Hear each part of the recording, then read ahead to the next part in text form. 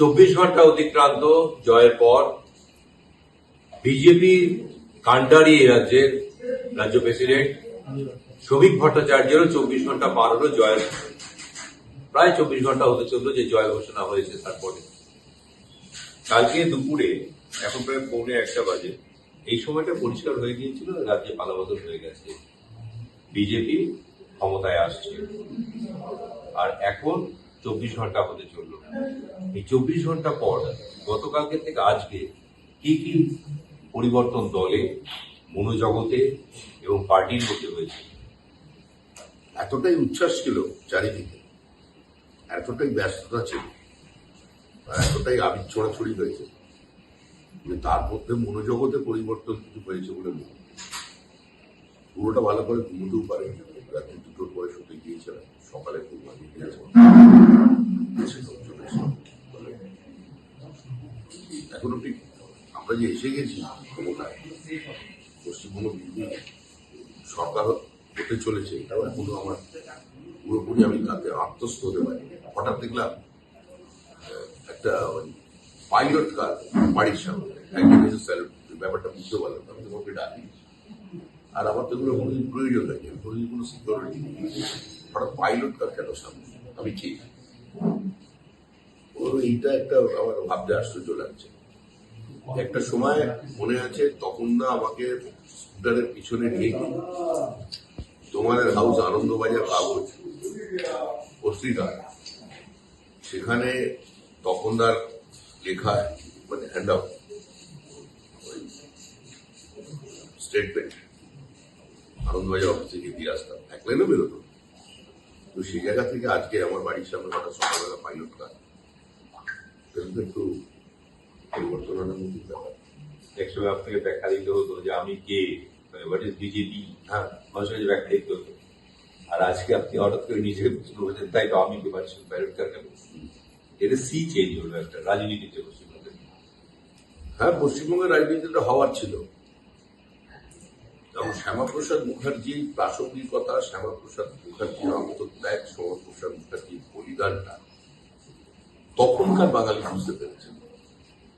কোন রাজনৈতিক দলের ডাকে নয়, জনসংঘের আহ্বানে নয়, স্বতঃস্ফূর্ত ভাবে মানুষ অরন্ধনে যোগ দিয়েছে। অন্তত 3 দিন অরন্ধন চলেছিল, এরকম বাড়ি গেছে। তো সেই দল সেখানে জায়গা পেল না। কিন্তু আজকের পরিবর্তিত পরিস্থিতিতে প্রাসঙ্গিক এবং দেশের নিরাপত্তার জন্য পশ্চিমবঙ্গের এই জয়টা প্রাসঙ্গিক ছিল, এই জয়টা প্রয়োজন ছিল।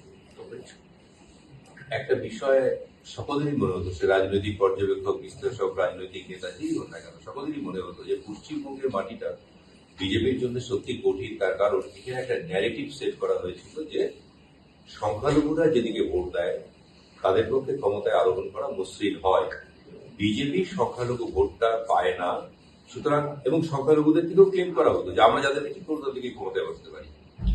বিজেপি সেই জায়গায় কঠিনতম কাজটা কিভাবে সফল করলো এটাকে? এটা কি শুধু বিজেপির রণকৌশল, না মানুষ স্থির করে নিয়েছিল যে না আমরা একটা কাউন্টার সলিডারিটি তৈরি করবো? কিছু ধর্মান্ধ মৌলবাদী, আমি সমস্ত সংখ্যালঘুর উদ্দেশ্যে বলছি, আমরা জাতীয়তাবাদী মুসলমানদের বিরোধী নই। আমাদের কাজ পুরো পশ্চিমবঙ্গবাসীকে নিয়ে, তার মধ্যে হিন্দু আছে, মুসলমান আছে। কিন্তু ধর্মান্ধ মৌলবাদীদের কাছে আত্মসমর্পণ এবং তারা ঠিক করে দেবে পশ্চিমবঙ্গ কোন দিকে যাবে, এটা চলবে না। এটা মানুষ ঠিক করে নিয়েছে। আর সেই মানসিকতার প্রতিফলনটা ইভিএম অংশে পেয়েছে। আসামের ডেমোক্রেসিতে কিন্তু আমি আগেও বলেছিলাম ভোট চলাকালীন যে দুবারের জন্য আসামের সরকার বিজেপি আছে এবং তৃতীয়বারও আসছে, এটা কালের দেওয়াল লিখন, পরিবর্তন হবে না, বিশ্ব মার্জিন। তাই হয়েছে। এবং এখানেও আমি বলেছিলাম, এবং এটা আমি বিশ্বাস থেকে বলেছি, 1 বছর আগেও বলেছি, তৃণমূল চলে যাচ্ছে, তৃণমূল চলে যাবে, তৃণমূল চলে যাবেই। এবং নির্বাচন চলাকালীনও আমি এটা বলেছি, এটা আমি বলে বলছি। এখানে ব্যক্তি শ্রমিক ভট্টাচার্য, এখানে যারা এই রাজনৈতিক মতাদর্শের প্রতি আস্থা রাখেন বা যারা পশ্চিমবঙ্গের রাজনীতিটা কাছ থেকে দেখেছেন, একটু ছাত্র হিসেবে বোঝার চেষ্টা করেছেন। সেই বুঝেই আমি বলেছিলাম যে আকাশ নবান্নে নেমে আসতে পারে,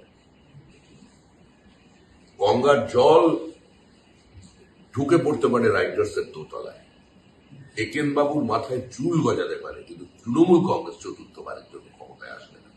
সেটা হয়েছে, সেটা হওয়ার ছিল, এটা পূর্ব নির্ধারিত, এটা কালের দেওয়াল লিখন, এটাকে কেউ অন্যথা করতে পারবে না। তৃণমূল তার জীবন চক্র সম্পূর্ণ করে ফেলেছিল। আর মনে রাখবেন, গণতন্ত্রে ঔদ্ধত্য আর স্পর্ধার কোনো জায়গা নেই। তৃণমূলের ঔদ্ধত্য তৃণমূলকে আরো তাড়াতাড়ি যেতে বা আমাদের মার্জিনকে বাড়তে সাহায্য করেছে। আমি দেশের স্বরাষ্ট্রমন্ত্রীকে ওই ভাষায় সম্বোধন করব, আমি হদল কুতকুত বলবো, এটা কোন শিক্ষা?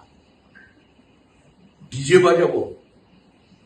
আরে ডিজে বাজানো বন্ধ করার জন্য বিজেপিকে মানুষ ভোট দিয়েছে। রবীন্দ্র নজরুল সন্ধ্যাকে ফেরানোর জন্য মানুষ ভোট দিয়েছে। কোথায় গেল ডিজে?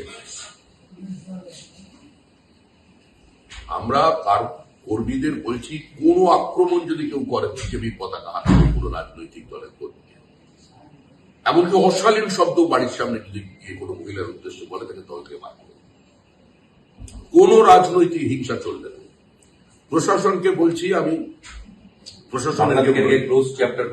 আমি বাংলা থেকে এই রাজনৈতিক সংস্কৃতি আমি নয় আমরা বদলাতে চাইছি। এটা রাজনৈতিক সমাজ হয়ে গেছে, মানুষ একে অন্যের সঙ্গে কথা বলবে না। যারা তৃণমূল কংগ্রেস করেছে, শেষ পর্যন্ত লড়াই করেছে আমাদের হারানোর জন্য, তারা আমার শত্রু, তার বাড়ি ভাঙবো, তাহলে তো আমরাও তৃণমূল কংগ্রেস হয়ে গেলাম, যেটা কোনো রাজনৈতিক দলই ছিল না। এটা কোন ভাষা? ডেকে পাঠাবো আমি 12টার সময় রবীন্দ্রসঙ্গীতের সঙ্গে ডিজে? আরে রবীন্দ্রনাথ রবীন্দ্রসঙ্গীতের সুর দিয়ে গেছে, তার থেকে আবার বিচ্যুতি হলে অনেক বড় গায়ককে গান গাইতে দেওয়া হয়নি বছরের পর বছর। রবীন্দ্রসঙ্গীতের একটা নিজস্ব মাধুর্য আছে, ভাষা আছে, সুর আছে, অনুরণন আছে। আমি তাকে ডিজে বাজিয়ে দেবো রবীন্দ্রসঙ্গীতের সঙ্গে? কোথায়? আমরা তাহলে কারোর বাড়ির দরজায় গিয়ে জয় শ্রীরাম বলতে যাবো না, যাওয়াটা অপরাধ, এটাকে বন্ধ করতে হবে। প্রশাসনের দেখা উচিত, চিফ সেক্রেটারি এখন দেখছেন, ওনার দেখা উচিত যে কোনো জায়গায় যদি কোনো রাজনৈতিক হিংসা হয়, কোনো রং দেখবেন না, কঠোরতম পদক্ষেপ দিন, বন্ধ করুন। এগুলো অনেক হয়ে গেছে, 75 বছর অতিক্রান্ত, কিন্তু পশ্চিমবঙ্গের মানুষ বলছে যে এরকম ভোট আমরা কোথাও দেখিনি। আশ্চর্য হয়ে বলছেন, সবাই বলছে, তুমিও বলেছো এই ভোট তোমার জীবনে তুমি দেখো, কিন্তু এই ভোট তো প্রতিনিয়ত মহারাষ্ট্রের মানুষ দেখেছে, হরিয়ানার মানুষ দেখেছে, রাজস্থানের মানুষ দেখেছে, বিহার উত্তরপ্রদেশের মানুষ একটা ভোট দেখছেন, তার সঙ্গে আমাদের মিল নেই। 7টার পরে তৃণমূল কংগ্রেস আর বিজেপি কর্মী এক জায়গায় বসে চালাতে পারে না, ভোট হয়ে যাবার পরে এটা তো ফেরাতে হবে। আরেকটা খুব ইন্টারেস্টিং জিনিস মানুষ লক্ষ্য করেছে, এটা গোটা পশ্চিমবঙ্গের মানুষ এতদিন ধরে একটা অভ্যস্ত ছিল একটা জিনিসের মধ্যে, ক্যান্ডিডেটের মুখ, মানে যে দেব, কোয়েল, আপনারাও নিয়ে এসেছিলেন বিভিন্ন নায়ক নায়িকা 2021 সালে। আবার প্রচারের মুখ হচ্ছে বুদ্ধিজীবী, অপর্ণা সেন, জয় গোস্বামী, সিজাত, তারপরে আরো অনেক বুদ্ধিজীবী, মানে লেখক, শিল্পী, তাদের সমাহার করা। বিজেপি এই বছর নির্বাচনে লড়লো এই দুটো ফ্যাক্টরকে বাদ দিয়ে, না তো কোনো সিনেমার আর্টিস্ট একে তাকে ধরে নিয়ে এসে সেলিব্রিটি মুখ ক্যান্ডিডেট করলো, না কোনো বুদ্ধিজীবীকে সামনে রেখে প্রচারের অভিমুখ করলো। হার্ডকোর পলিটিক্যাল লোকেদেরকে ক্যান্ডিডেট করা, হার্ডকোর পলিটিক্যাল ক্যাম্পেনিং করা, এইটা দিয়েই সব সাফল্য আসা। এটা দীর্ঘ বছর মানুষের কোনো উপলব্ধিতে নেই, অভিজ্ঞতায় নেই। তো রাজনীতির একটা নিজস্ব ভাষা আছে। পশ্চিমবঙ্গের মানুষ রাজনৈতিক সচেতন, প্রত্যেক নির্বাচনে জয় পরাজয়ের মধ্যে দিয়ে রাজনৈতিক দল কিন্তু শিক্ষা নেয়, আমরাও নিয়েছি। আমি এটা মনে করি না যে কোনো শিল্পী, সাহিত্যিক, চিত্র তারকা তারা রাজনীতি করতে পারেন না বা তারা রাজনীতি বোঝেন না, কিন্তু একটা বিষয় খুব গুরুত্ব সহকারে বিবেচনা করতে হবে যে রাজনৈতিক তামাশা বলে একটি বিষয় আছে। আমাদের এখানে রাজনৈতিক তামাশা হচ্ছে।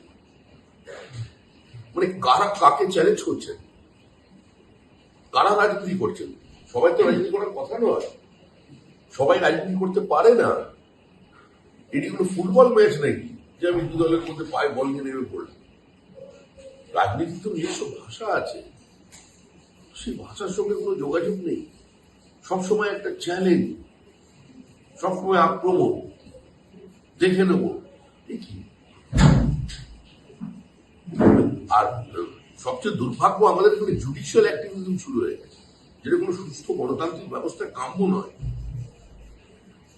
মানুষের দেহ করের কোটি কোটি টাকা খরচা হলো শুধুমাত্র চোরেদের বাঁচানোর জন্য, চুরি ঢাকার জন্য।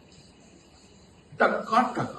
মানুষ শ্রমশক্তি দিয়ে যা অর্জন করে প্রত্যক্ষ বা পরোক্ষ করের মধ্যে দিয়ে রাজ্যের কোষাগারে জমা করেছে, সেই টাকা কেন্দ্রের প্রকল্প নেব না, বাস্তবায়িত করতে দেবো না। এর অর্থ কি?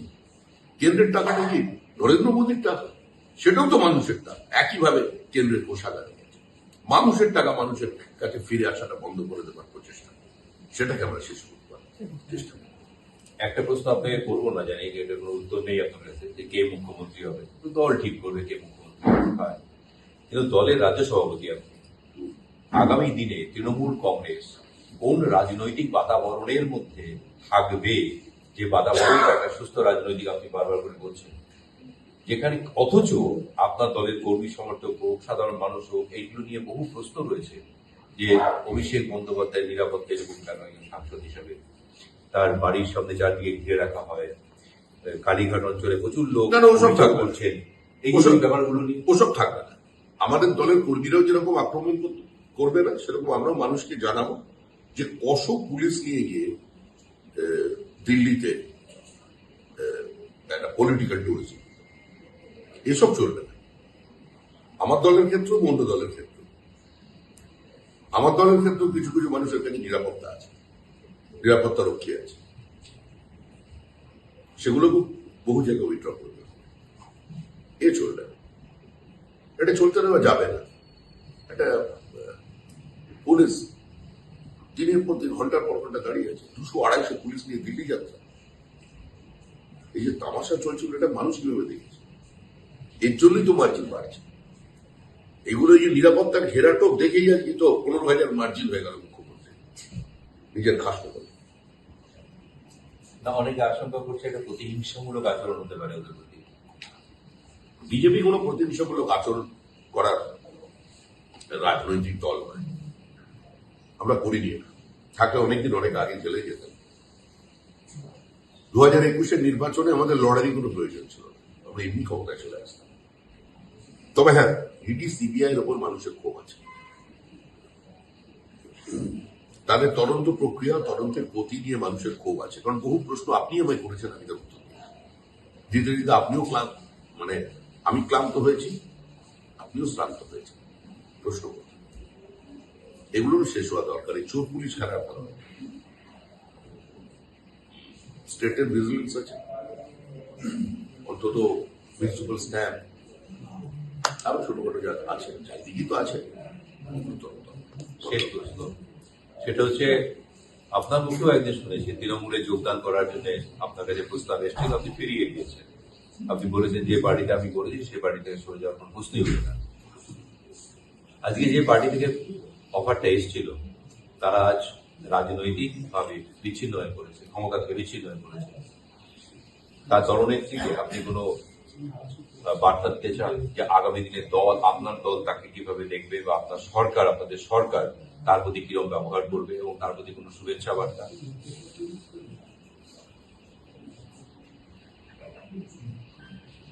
দেখুন, মুখ্যমন্ত্রী মমতা বন্দ্যোপাধ্যায় এখন যিনি প্রাক্তন, তার সঙ্গে আমাদের রাজনৈতিক বিরোধ আছে, কিন্তু ব্যক্তিগত স্তরে তাকে আক্রমণ করার কোনো ইচ্ছা বা রুচি কিছু নেই। তিনি তার মতো করে রাজনীতি করবেন, তার রাজনীতি করাতে অহেতুক বিজেপি কোনো অন্তরায় হয়ে দাঁড়াবে। কারণ তৃণমূল কংগ্রেস, আমি আবার বলছি, তাদের জীবনচক্র সম্পূর্ণ করে ফেলেছে। আমি রাজনৈতিক ধারাভাষ্যকার তো নই, আমি একজন নির্দিষ্ট রাজনৈতিক দলের তার অবস্থান বলছি যে বিরোধীরা বিরোধীদের জায়গায় থাকবে, রাজনৈতিক চাপানুতর থাকবে, কিন্তু প্রতিহিংসামূলক রাজনীতি যেটা তৃণমূল কংগ্রেস আমাদের সঙ্গে করেছে, বিরোধী দলনেতাকে 104 বার হাইকোর্টের দরজায় পৌঁছতে হয়েছে শুধু একটা সভা করার জন্য। বিরোধী দলনেতা গাড়ির উপর পেট্রোল ঢেলে তাকে জীবন্ত মেরে ফেলার চেষ্টা হয়েছে, উড়িয়ে দেওয়ার। এই রাজনীতি বিজেপি করবে। এই রাজনীতি যদি কোনো জায়গায় করার চেষ্টা করে তাহলে বিজেপি সেটাকে প্রতিহত করবে। এবং এই মুহূর্তে এটা খুব গুরুত্বপূর্ণ সময়, কারণ গতকালই আমার কাছে খবর আছে এই পাশের রাজারহাট গোপালপুর কেন্দ্রে বেশ কিছু তৃণমূল কংগ্রেসের অফিস ভাঙচুর হয়েছে, এবং যারা করেছেন তারা বিজেপি কেউ না, বিজেপির পতাকাটা ব্যবহার করেছে। আমি ওখানে খবর পাঠিয়েছি, যদি এরকম কেউ করে ইমিডিয়েটলি তাকে চিহ্নিত করো, খবর পাঠাও, পার্টি থেকে বার করো, আর প্রশাসনকে ব্যবস্থা নিতে। আবার আমি এটাও শুনেছি যে দুর্গাপুরের দিকে কিছু কারখানায় গিয়ে তাদের উপর চড়াও হয়ে গেছে কিছু লোক, বলে যেন কি ওদের ট্যাক্স দিতে হবে। কোথাও কোনো ব্যবসায়ীকে, কোনো কারখানার মালিক যে প্রতিনিয়ত তাদের টাকা দেয় বন্ধ করতে হবে। অটো টোটো যে কালেকশন ছিল, বাজারের যে কালেকশন ছিল পার ডে বন্ধ করতে হবে। জুট মিল লেবারের থেকে যে পার ডে কালেকশন ছিল চলবে না, চলতে দেব না। আমি প্রত্যেককে বলছি, অটো টোটো যারা চালক আছেন কোথাও কাউকে টাকা দেবেন না। ছোট ছোট বাজার আছে, আপনি বলতে পারেন বাজারগুলো বেআইনি, কর্পোরেশনকে জানিয়ে করা হয়নি, কিন্তু মানুষের প্রয়োজন হয়েছে, তাদের রুটি রুজি প্রশ্ন আছে, একটা মানুষ করে খাচ্ছে, বাজার বসবে, যারা এই বাজারগুলো চালাচ্ছে তারা পরিষ্কার করার দায়িত্ব তাদের, নোংরা করবেন না, সেটা দেখার দায়িত্ব বিজেপি কর্মীদের দিতে হবে। প্রতি সপ্তাহে বাজারের জন্য তুমি জায়গা দিয়েছো বলে তার থেকে টাকা নিতে হবে, এই বন্ধ করতে হবে। পুলিশকেও বন্ধ করতে হবে, আর দলের কর্মীকেও বন্ধ করতে হবে। এই জিনিস চলতে হবে।